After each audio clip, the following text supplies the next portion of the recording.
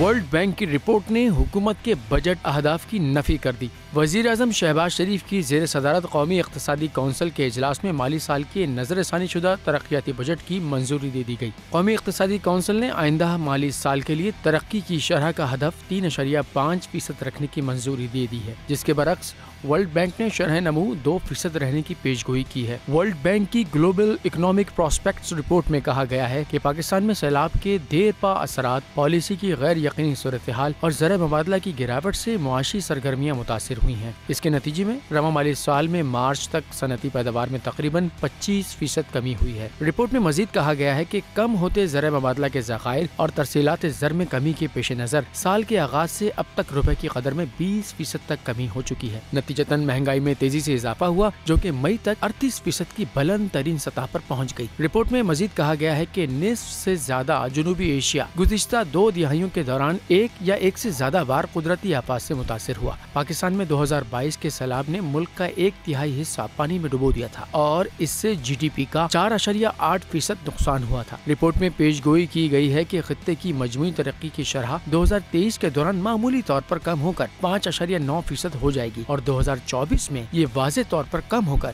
5.1% ہو جائے گی۔